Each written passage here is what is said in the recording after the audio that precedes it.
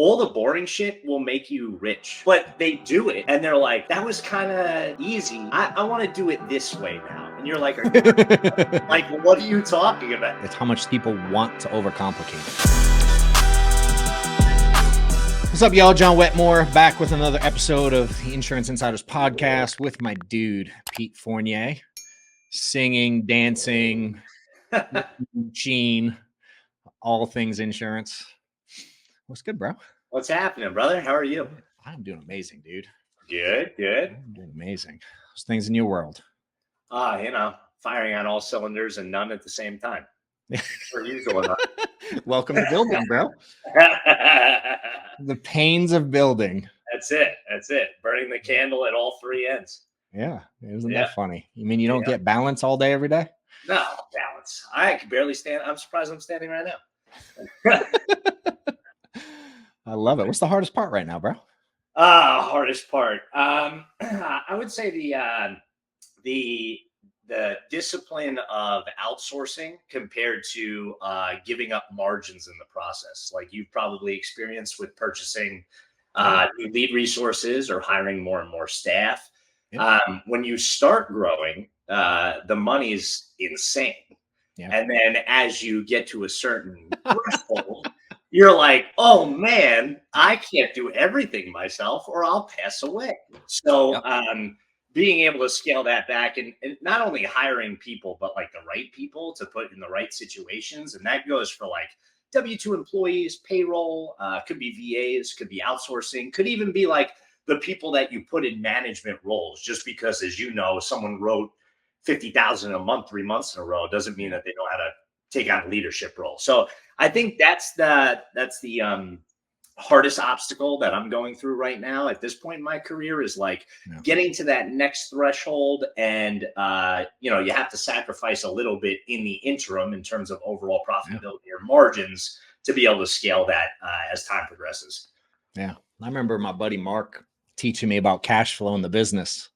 You know what I mean? And we hit a certain point. I'm like, yo, I'm making 50 G's. I'm spending 10. I'm killing it. Whatever. Yeah.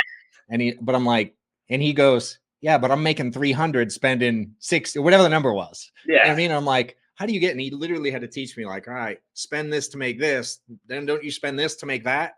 And as what's crazy, dude, and you may not see it yet, especially as you scale and duplicate things, eventually, dude, I got to stop spending a lot of the stuff I was spending because I just had to prove it worked. And then got a bunch of other people, you know what I mean? And I got to pull back and the profitability went fucking through the roof. Yeah, I could see it where it's like you get to this. I think of the analogy of like you almost have like a slingshot and you're like pulling it back. And then eventually, to your point, like your staff will get staff and those people will get and so on and so forth. And then the profitability will skyrocket again. But right now I'm in that tight interlude portion, which is fine. It's a great growing pain to have. It could be the antithesis of that, where you're like, I'm making no money and I'm spending a lot of money. What are we doing? Hey, there's lots of those out there, and I don't think they're spending a lot. They think they're spending a lot. Yeah. I love it. What's the easiest part right now? What's going? Easiest part. The process that we have in place in general, either for our agents, whether they're LOA, because I do have like a captive LOA side, which everything is like paid for, right? And then for the brokers, aside from like the couple that like are trying to be fancy and do everything themselves and not take our advice, which, if you're rocking it, whatever, high five. But for 90% of them that want to participate in our processes, it's very duplicatable. That part's very easy. Here's the script. Here's the process. Here's how you should phone. If you're taking inbound live transfers, here's the script that you should use. Here's the check-ins on a weekly basis. So we got to the point now where it's like not everything is solely up here. It's all on paper and it's regimented. And I could give someone like the Pete Fournier Bible, or in my case, the playbook, and be like, just do this. And you'll make a substantial amount of money. And then as you grow, obviously, you'll go through growing pains if you want to build or whatever the case may be. But from a producer's standpoint, that part is very easy at this point. Onboard, start buying leads or having leads paid for if you're on that program. Do the script, work this many hours, rinse and repeat, Yeah. Dude, what's crazy is I watch your stuff and I'm like, all mine's still up here. People are like, can I have it? I'm like, I've been too lazy to make it. I don't have a book like Pete. Like I should, but I don't because I'm a dipshit. And so we've been having some meetings about like, yeah, I gotta make some of this stuff available that I can just go like here. Yeah. You know, I wasn't that good at that part. That makes it a lot easier. And like you probably did a ton in the past. I know that. Like I was doing so many one-on-ones throughout the week. It was absolute insanity. Yeah. And now it's more so like, granted, I like the one-on-ones. They can book on the Calendly and stuff if they really need something, but there's not like as many questions now, just in the scheme of things, unless someone's like that weird kid in school that was like, are you saying 2 + 2 = 4? Like, you're like, yeah. Yeah, that's what I said. But besides that, like it negates like 90% of the bullshit that I was dealing with on a one-on-one basis. Yeah. I did it with video. That's how I started. That's how my social started, dude. I would like, people would ask a question. I'm like, you're the 9th fucking person to ask me that question today. And I started recording videos and just throwing them on YouTube. And then when the next person asks, I'd be like, yo, here's the video. If you have any questions, call me back. But I never like made it pretty. Like, yeah. You were also using that Marco Polo forever. That was dude. That killed it, bro, at the time. And I would still do we still do some equivalents with different tech, but the same concept is like, you know, speaking to the masses at once versus a lot of one-on-ones. Yeah. You know, and getting new agents to hear other agents ask questions and see the answers. And I mean, kind of getting the agents to eventually sell the thoughts I was trying to sell. It's weird. A newer agent will believe some dude that's been with you 3 weeks when he says it works, then he will when you say it works. 100%. And I'm like, what the hell? 100%. I ask you a question real quick. How did you get to the point where they feel like they don't need the John Wetmore one-on-one time?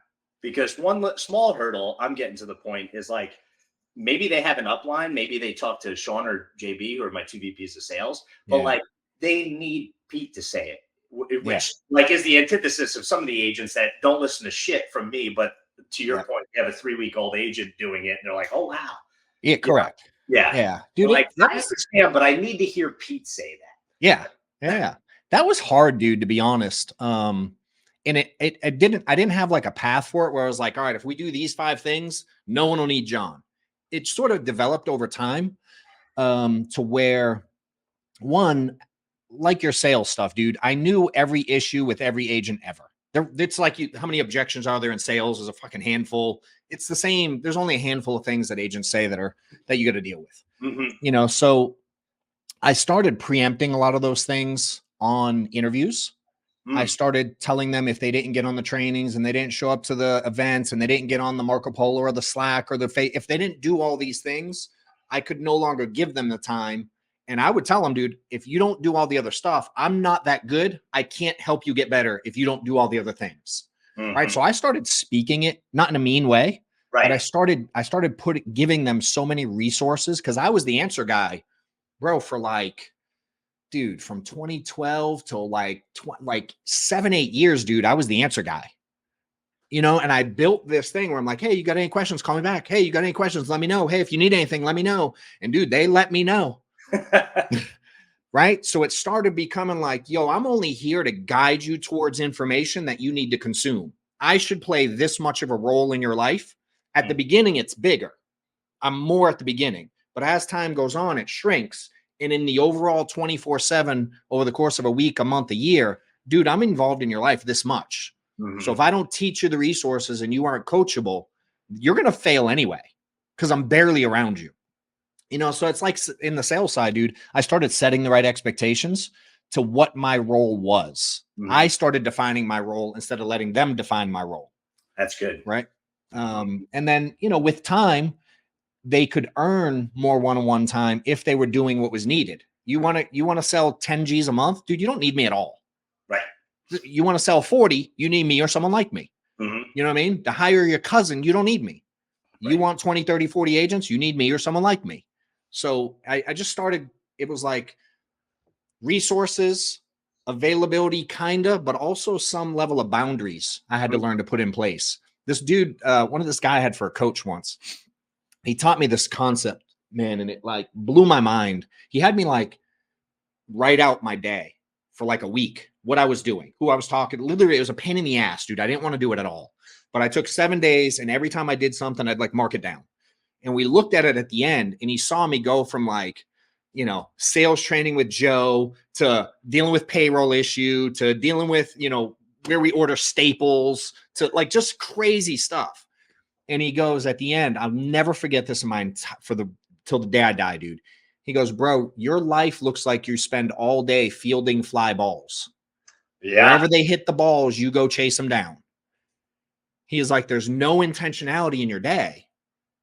Right. So I started creating structure in my day. So it's like, all right, if 9 throughout the week, 9 fly balls are over here, yo, why don't I knock all those out in 20 minutes instead of doing it like this?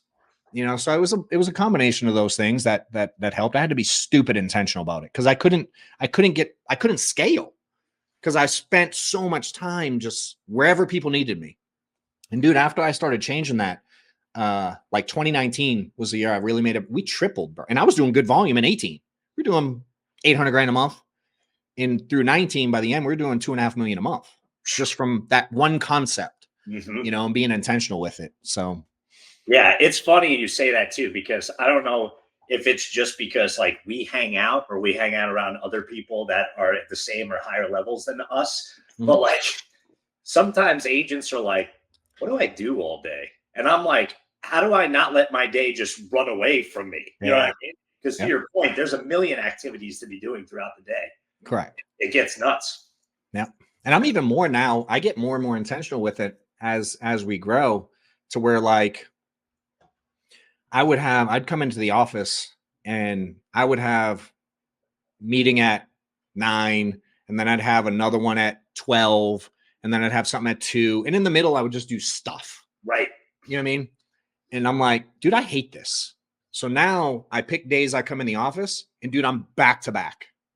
I have not stopped talking on something since I've been in the office. What time did I get in today? Like 11:30? I think I came in at 11:30, 12, whatever it was. And dude, I've been literally one after the other, after back to back to back to back to back to back. Dude, I have nothing scheduled tomorrow. You know what I mean? I'm going to go to like my daughter has a thing at school. I'm going to the gym for 2 hours. I'm going to play golf. I'm going to go take my son to baseball. Like, I'm just like, I'm not here Tuesday, period. You know? And so I continue to refine it. Yeah. To just be stupid effective with my time. That's huge. I did read, and I got it on my shelf over there, Big Money Energy, Ryan Serhant, because I don't think that. I love him. I love him. He's got to be, I don't know if he is, I'll spread rumors, got to be out of his mind because the guy gets like 4 hours of sleep. And he's like, okay, all the time. But he has one comment in that book, which I started implementing like 2 years ago. It's helped a lot, is everything's in 15-minute intervals. Yeah. Like, because I used to have agent one-on-ones and they'd be like an hour and you talk about nothing for like 20 minutes of it. So if everything's back to back to back in 15-minute intervals, you can really consolidate that schedule. Yeah. Here's one of the things I've learned too, dude. So let's do this. If I took your playbook, right, sling it. Yeah. And I go through it and you give me some one-on-one stuff, me and you were talking, whatever. How long would it take Pete to teach John, not John today, but John of 10 years ago? How long would it take you to teach me to sell 30K a month? Issue 30K a month. How long, if I listen to everything you say, bro, how long would it take you? Like in total one-on-one time, you think after that? How long in like what month will I start selling 30K a month? It's April 29th right now. Probably by June, I would say. Okay, so a month. Yeah. Okay. So then my question to you is if someone's only doing sales after 1 month, what on earth are you talking to them about? Right. True. That's a huge point. Does it make sense? What is it? It's something you've already repeated. You repeating stuff you've already said. You know what I'm saying? And I had to look at that and go like, yo, why are you calling me about lisinopril again? Right. Like, seriously, you don't know that one yet? Does it make sense? Or like, what do you do when they say this? Bro, the same thing I told you last time. Are you looking for a new answer? Yeah. You know what I mean? What do I do? Leads. How do I get to the? I'm like, I would literally started going, are you looking for a different answer than I told you last week, dude?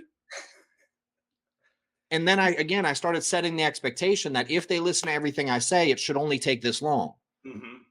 You know, now there might be some one-off random stuff every once in a while, but for the most part, there ain't a ton that you're talking about after 2, 3, 4, 5 months that you've not already said.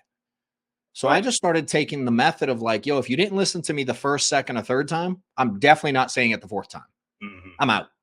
You can stay here. I had like a no complaining rule. If you don't listen, my one rule is you can never complain. Mm-hmm. You know what I mean? And that helped with the initial question as well. You know, and then what that allowed me to do is focus on people who wanted to grow and get to a new level or build. Because you start talking about building and scaling, dude, there's endless conversations then. Mm-hmm. You know, so makes total sense. I think too, you have to alleviate, and I talked about this on my training call last Wednesday because it makes no sense. Like all the boring shit will make you rich. Like I think a lot of the 100%. questions that stem is newer agent comes in, maybe not brand new, writing $30K in a month, but like if you were somewhere and you know what Americo is or AM, whatever, you're gonna do it. But they do it and they're like, that was kind of easy. I want to do it this way now. And you're like, are you like, what are you talking about? Just go make $250,000 doing the same boring shit over and over again, and then come talk to me about something. You know what I mean? Yeah. It's insane. It is wild. It's how much people want to overcomplicate it, mm-hmm. especially after they've done it. It's like, what? Yeah. You know, why? Like, and I still teach the same. I'm like, dude, watch my trainings. I'm 12 years. I say the same exact thing still. Mm-hmm. Yeah. You know, it is boring, but I do it 19 times a week on different videos and trainings and whatever. You know, it's wild, dude. Or they want to change up product lines, which is also insane. Like, oh man, I made $20,000 this month on final expense. I'd really like to be able to sell short-term medical now. And you're like, what are you doing? Because Joe told them that was cool and easy. You know, 100%. Not any Joe we know. FYI, Joe, if you're watching, that's not who I meant. Yes, yeah. Hey, Joe. Hey, Joe. I love it, dude. What? Tell them, give them. What do you want to talk? What do you want to share, dude? In terms of sales stuff, I know all your stuff. I've seen it, but I think you should definitely share some of the things that you see working well. Whether it's one of your copyrighted. What I like about your stuff, dude, that like you have cool names for them. You have like ABC, you know, what if, when, I don't know them all, but I watch it. You know what I mean? I'm like, God, this dude's so intentional with making things stick. You know what I mean? Putting names to them and tying it together. So I'll let you share some of your stuff, dude. I think one of the best tricks, and like, I really didn't make it up. I made up like the verbiage to your point, but like not the concept is my dad worked for Lowe's Theaters. He was a VP of HR when I was really young. And, you know, they got bought out, so he got downsized or whatever. But he worked there until I was like 12 or 13. And I remember the biggest thing was concessions for movie theater because they didn't make tickets. They got to sell $8 popcorn, right? And if you watch like the most successful fast food chains, the movie theaters, whatever, all of it is a 3-option close all the time. It's always small, medium, large. Sometimes they got big size, whatever. And it's all psychological. So the first thing, whether you're selling final expense, Medicare, mortgage protection, whatever the product is, always a 3-option close. At least that's what we teach our agents. And the key to the 3 options is to make it make sense for the prospect. I don't like silver, gold, platinum. I think that's like horseshit. Doesn't make any sense. So if you're, let's say, final expense, for example, because most agents start there, we pitch a today, a tomorrow, and a max out plan. Today we'll pay for a funeral or cremation today. Tomorrow accounts for inflation. And max out is the maximum amount of insurance that this carrier will allow you to have. And that's it. And you kind of blame it on the system. Like, hey, based on your age, your reciprocal, your metformin, right, whatever bank account, this is what you got. You got it today, tomorrow, and max out. And if they like balk or they say something in between, you got to put it on them. Be like, no, this is your customized plan. So do you want to pay for a funeral today, tomorrow, or do you want the maximum amount of coverage? The psychological aspect of that is A and B are always very tight, meaning in final expense, let's say option A is like $58, right? Option B is like $70.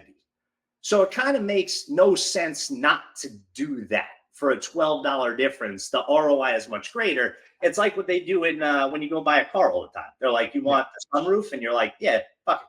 And they're like, do you want heated seats? And you're like, oh, I might as well do heated seats. And you want the Sirius radio for 2 years? And you're like, geez, and your $60,000 car went to 90, right? You're blinked. So same thing, the today and the tomorrow plan, make them tight to each other. And then the max out is sticker shock. You ever been in a buying situation, whether it's like an expensive watch like we like or a car or whatever, and they'll show you like the holy cow Ferrari, whatever. And you're like, oh yeah, that looks awesome. And they're like, that's a $500,000, but you could get this one for 320. And you're like, wow, that's not so bad. So if you scare the shit out of them with the max out, now granted, some clients will take it 10% of the time, but your whole goal is to lead them to option B, because fast food chains, movie theaters, right, all these restaurants, etc., the medium size is usually like 70 or 80% of their revenue.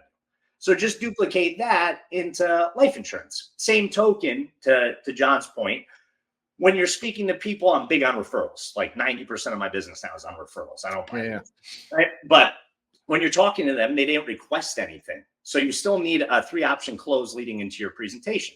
So I came up with term for what if, IULs or ULs for we hope, and whole life for when. It doesn't matter that they're just concepts and there's no pricing. It still leads them to pick something because it's 3, it's not 2, it's not 5, etc. So that's a really important concept that we try to instill in all of the agents that I coach and the agents in our downline, because it's the simplest concept. I've seen people do step down training. I've seen people do like, we learned it, both you and I, like, oh, you can't afford the $400,000 mortgage. How about the 2? How about the half? How about the whatever? Yeah.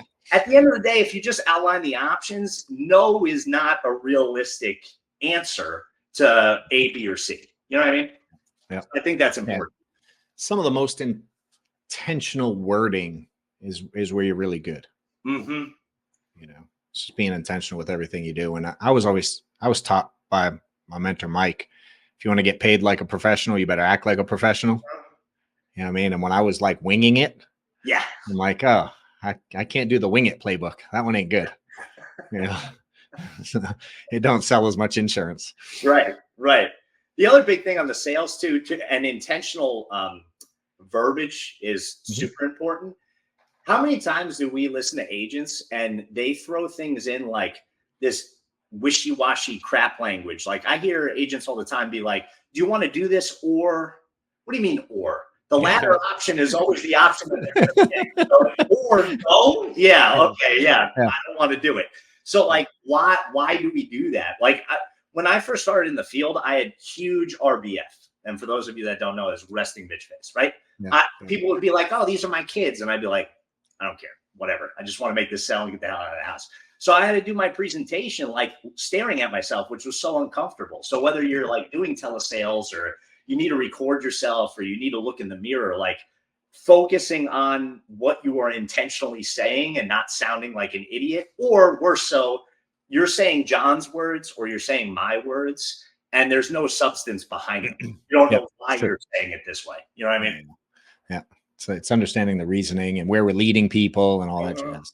Yeah. I've definitely, I've heard people like someone once when I was newer, we created some scripts and someone like, they typed out my script from a recording, like verbatim. And I say things like, that's dope or yo, hey, about, you know what I mean? Like I was saying, I was being me, dude. Right.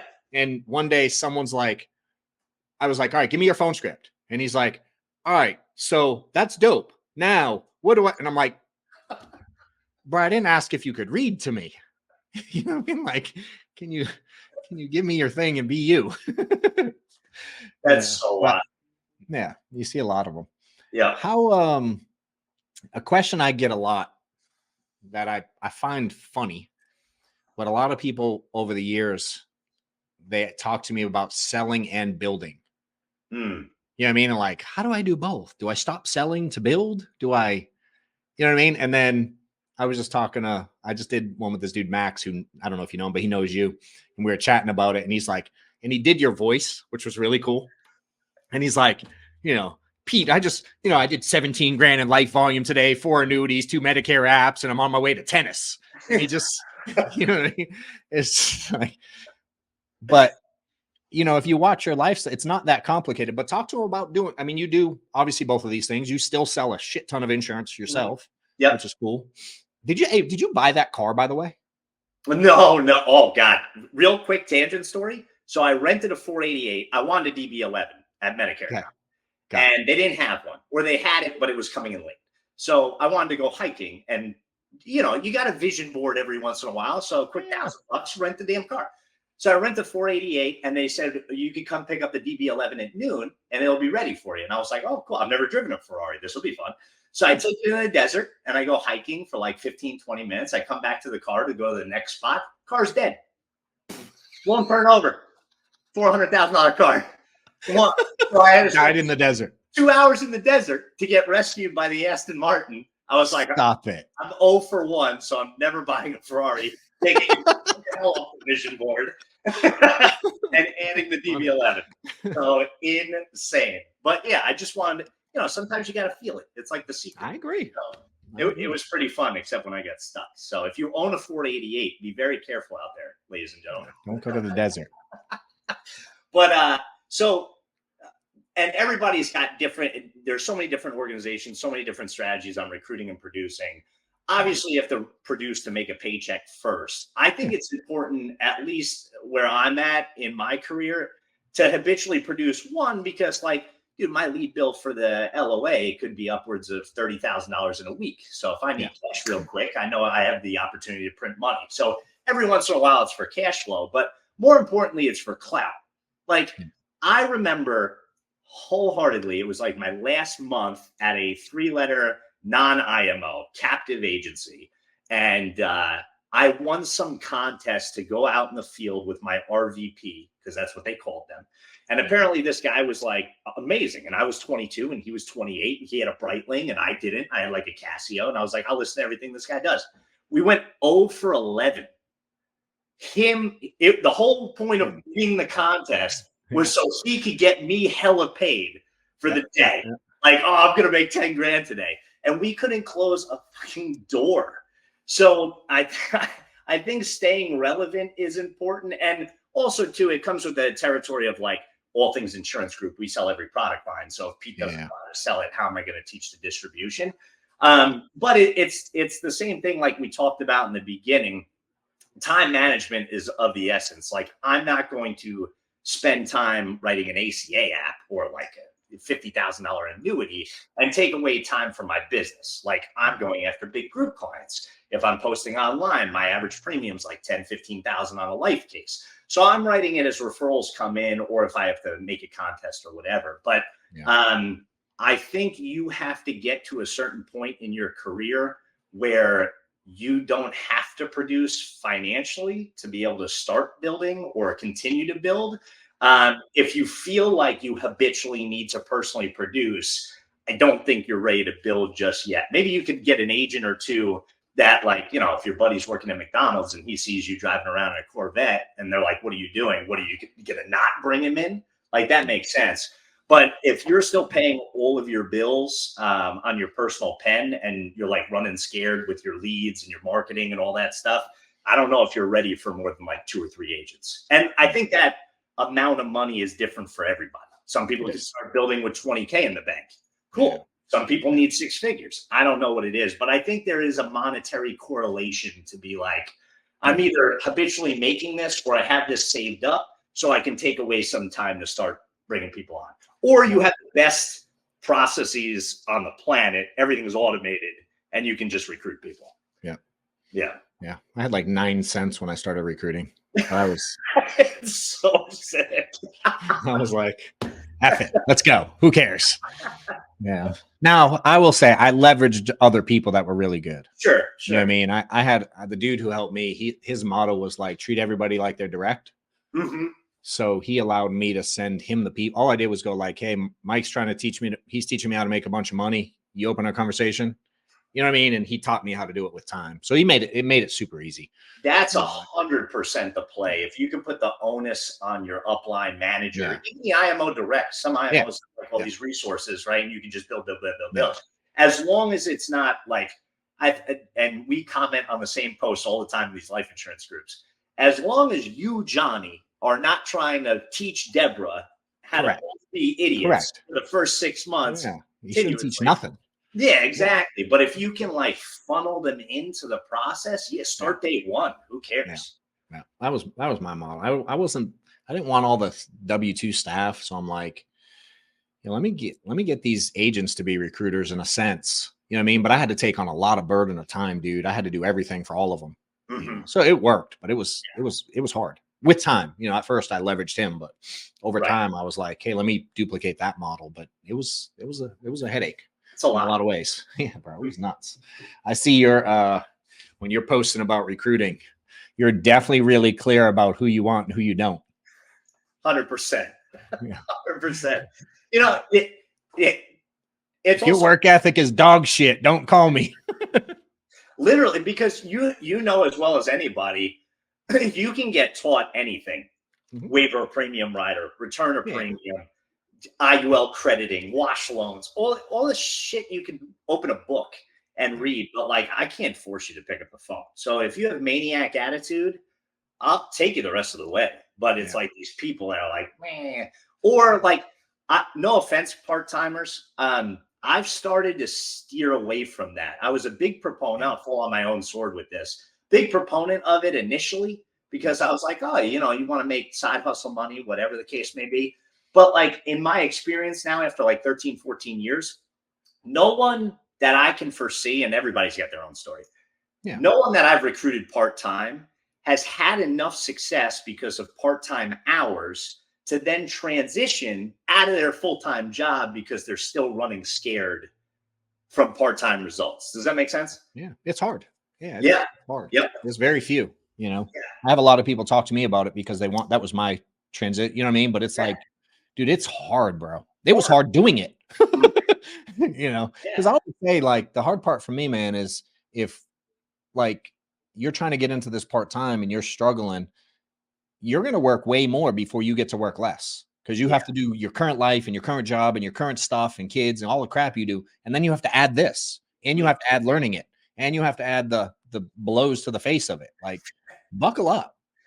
It's an interesting, it was a hell of a journey. That's for sure. It's double the work. Legit. 100%. Until you're ready. Yeah. I dig it. How's dad life, dude? It's wild. She started just running and talking and walking, not talking like full sentences yet, but she's only 17 months old. But she says like little words here and there. She's starting to catch, which is crazy. She's also a giant, which is helpful. Are you serious? Oh yeah. She's like 98 percentile in height, 96 in weight. So I'm looking forward to like preschool. Like, oh, Mallory took so and so's lunch money. I'm like, oh, who's? And she'd be like, Cody's, and I'll be like, oh shit. But it's cool. It's wild that they grow very fast, very quickly. The changes are absolutely insane in a very short time. Yeah. How's it when you travel? You travel a little bit, decent bit. You come back. What's that? How's it feel traveling? Right when you got them at home, her at home, and then getting back.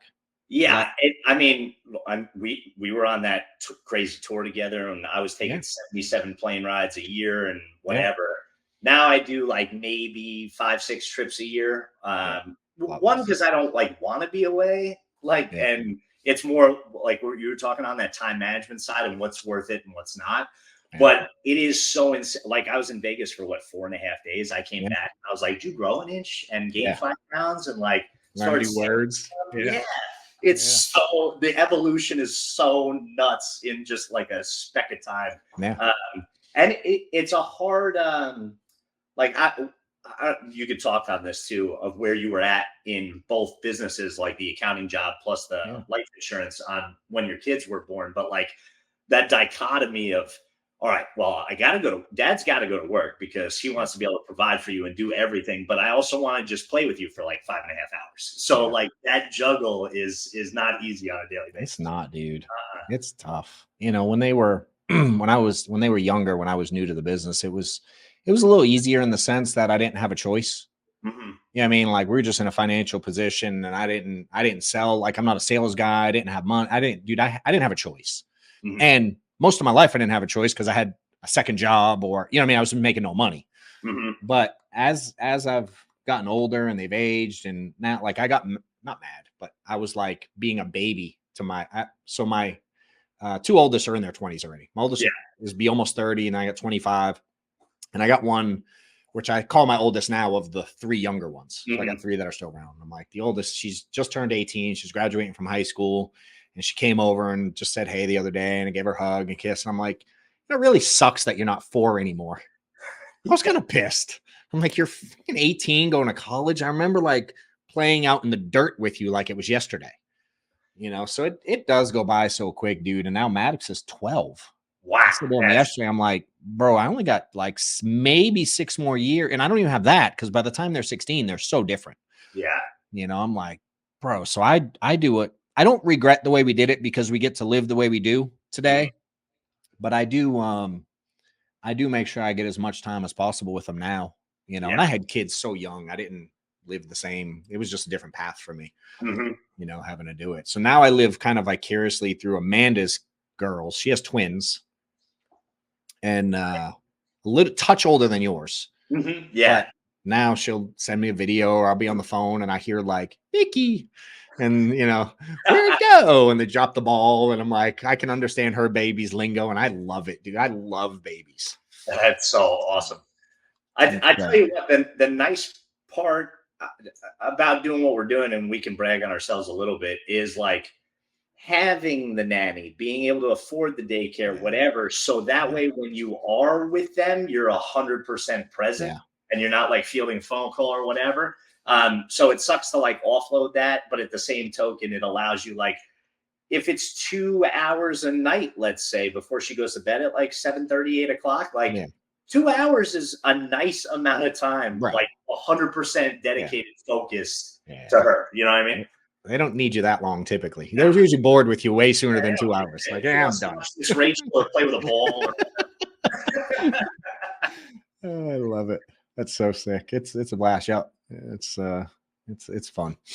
So what's the direction? Where are you going? What's the goals? I want to hear some vision from you. What are you trying to do?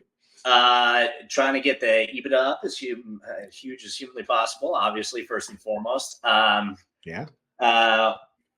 One of the big visions is like not necessarily huge from a body's perspective, but in the next 3 to 5 years, we want 1,000 people making over $100,000 a year is the primary income goal. I want to say like that's minimum wage at ATIG, which is nice. We're about 460, but like, you know, as well as anybody else, like there ain't no 460 making 6 figures because they're, you know, doing whatever.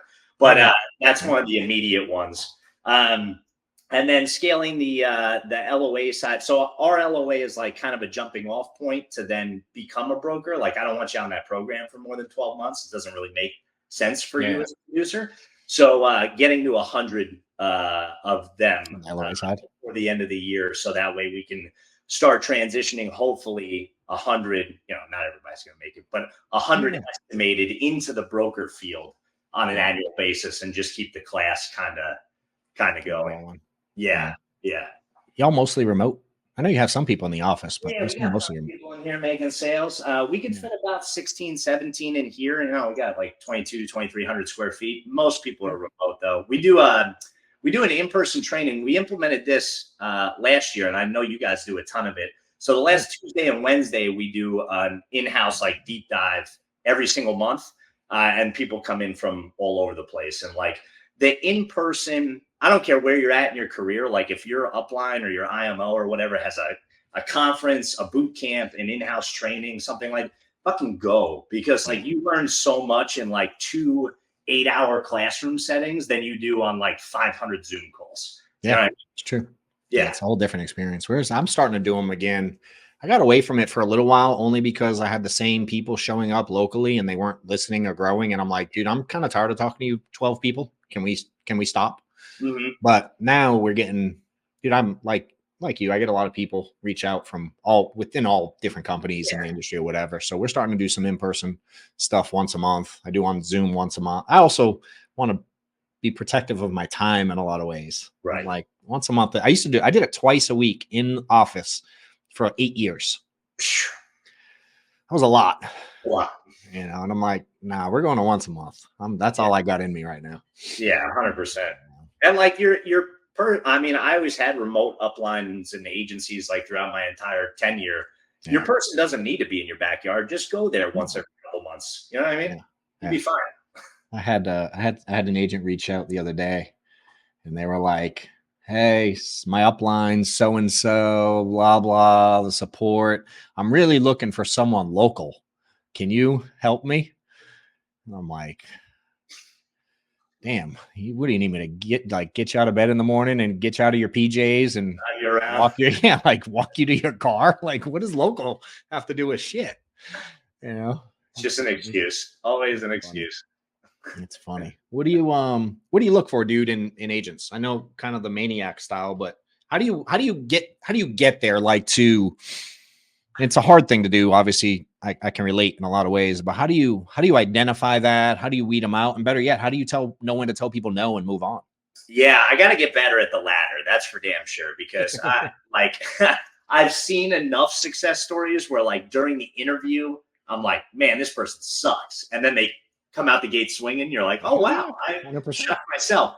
But you still got to vet. I got to vet them a little bit harder. But I started treating this more so like a standard job interview than I ever have in the past. And that was over the last, let's say like 6 to 9 months. Yeah. And it's one part being like disgustingly honest with the person so they weed themselves out. 100%. And then 2 is like, what did you do before? It's not like we're getting a lot of college kids, right? We do have an internship program, but it's small. It's like 10, 11 people. You're not getting people that had no job experience before. So like, oh, I'm getting into insurance. Or the worst thing, I hate it on every interview. And I'm sorry if you said this to me and you're on my team. I'm getting back into insurance. Yeah. Well, what are you talking about? What are you doing for like the last 2 years or 3 years? So, focusing on either gaps in their resume, and it's not like I'm accepting resumes, but gaps in their resume or their timelines or whatever, and kind of really harping on that, whether they want to be LOA and have everything paid for, or even be an independent broker. It's like, do I really want that person on the team? Are they going to be a liability, both time-wise and maybe monetarily, because debt roll-ups are a real thing? So I started getting better. My dad was really good at that because he was VP of HR for Lowe's. So he was hiring, like, he helped hire the CEO, like hardcore interview questions. And you're not that strict or regimented because you're not paying someone $4 million a year, but either getting them to weed themselves out or you kind of weeding them out based on their trajectory or what they want. One thing that I implemented, I don't know where I heard this. It was at some conference somewhere, and I was like, holy shit, I got to run with that idea. So on the recruiting call, I asked them what they want to make over the next rolling 12 months. And if they say less than like 100, I'm immediately like, ugh. And it's not, it's not because like 60 or 70 is like bad and people don't live off of that. But like realistically, the only reason you should be in this business first is like, I want to make a shit ton of money. Correct. And if you want to save the whales or do stuff for your family or whatever, like that comes with finances. But like your initial goal should not be like, I want to work less and make $42,000 a year. Like, that doesn't work. So like immediately weeding people out based on their income goal is quite funny. But it's true. Like the people that write like $250,000 year one, you're like, yeah, right. But maybe. But you can tell the determining factors, like when that person gets on the phone versus someone that's like, I'd really like to supplement my $62,000 salary. That's fine. I don't know if I'm the right quote unquote upline for that because I can't pull you to $120 or $150. You know what I mean? You'll get frustrated. I'll get frustrated. I can see that. We'll frustrate you because I'll be really mean. You know what I mean? Oh, Lord, it's funny. It's so sick. We should I feel like we should do something fun together. I don't know what. And I don't mean shopping for shoes again, because that was fun. That's dangerous. And we did was it, did we do the piano thing? I feel like we did dueling pianos and We The went and last bought thing too we many have to do shoes. is go watch shopping, and that would be just destruction. Yeah. We should. I'm all about that. Yeah. Because to be clear, we drank more in that night than we probably should have in a Oh, month. Yeah. But it was fun. I think I paid like $100 to hear like Crocodile Rock or something stupid from that guy. But yeah, we should have like we should do something in the industry too. Like yes. something. I don't know what. But Yes, when we did the Chases thing, it was fun as shit. Uh-huh. We sat on there for like 2 hours. Like a little red only Zoom or something like that. Oh yeah. Yeah. Reds only. Oh man, upset Nate in the meantime. Yeah, we won't tell people what it means or what it is, but yeah, if you think you're a red, you should join this. It'll be a blast. We should set it up for sure. Yeah, I'd be down. Yeah. End with whatever you want to give people. Obviously, if you want to tell them not only where they can find you, which I think most people know, but like, I don't know, just a message, anything you think we didn't talk about that you want to, just kind of wrap it up however you want, dude. I run all my own social, just like this dude. So at Peter J. Fournier everywhere. If you want to DM me on Instagram, TikTok, Facebook, whatever, hit me up or go to petefournier.com. I think a big thing, and I harp on it a lot of times on podcasts or whatever, is if you are in whatever version of a rut is for you, like it was me when I got in 50,000 plus of roll up debt, like, 12 years ago, and I wanted to like swallow a bullet. Just know that like wherever it is right now is a speck of time in your career, as long as you're thinking of this industry as a career. I think too many agents and even recruiters too, or agency managers are looking like this far in front of their face, as opposed to like 2, 5, 10, 15 years down the road when they're future planning, when they either want to sell or exit or retire or whatever the case may be. So if you're in a bunch of debt right now, or you feel like you're not getting this off the ground, like one, no one can wave a magic wand and make you successful instantaneously. It's still a hard business. It's not easy. It sure as hell is simple. If you listen to John or myself or any of these other high performing people, it's a very simple strategy, but it's not easy by any means. So just know that if you are stuck somewhere, or you feel like you suck, or you're out of money, or you're scared to swipe your credit card or whatever, just know that we've all been there. Like, I don't know really anybody that was like, oh, I took over an agency, year one, I made 1.5 million. And it's been like this from there. Like, that's not going to happen. And if it does, fuck that person. That's true right there. Just know you can get out of it. And when you look at your entire timeline in this industry, like I look at it 12 years ago, and I'm almost 14 years in, very small piece of the pie in your overall trajectory of where you need to go. And things can change, I mean, instantaneously. Like John just talked about today, from one year to another, you triple production. Like, where else are you going to be able to do that? But if you don't stay the course, you're never going to. So make sure you stick with it.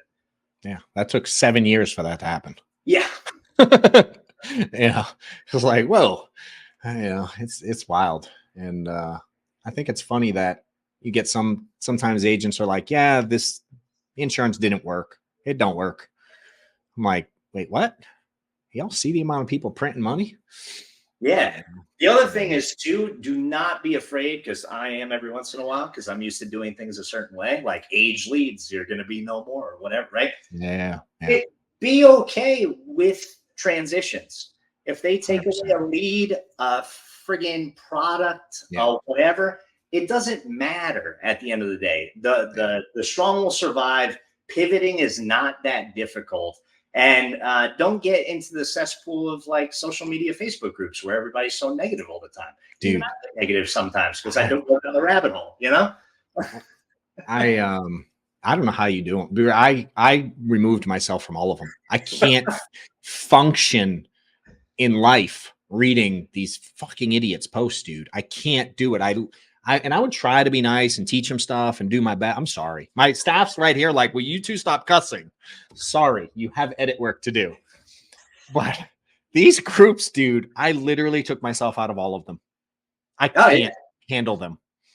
It's wild. You have way more patience than I do. 'Cause I assume you're still. I used to at least yours would always pop up.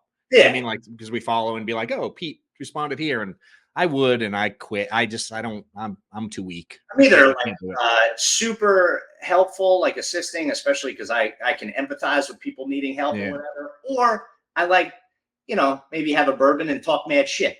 Either way, it's one way or the other. It's no in between. Yeah, our live should include bourbon and vodka. Yes. When we go live. Yes. That'll be fun. Yeah, that would be fun. It would be one hell of a show. Amanda'd be pissed. She's pissed now with me talking about it. She's right there, like, what are y'all? And they can't hear you. Oh, so they only can imagine what's happening here. Mm-hmm. No, it'll be fun. Absolutely. Dude, I appreciate it, bro. Thanks for having me, brother. So much fun as always. Always, man. Have a blast hanging out, and if I can help in any way, let me know. Otherwise, let's catch up offline. You'll see us around. Hell yeah. Thanks, brother. See you soon.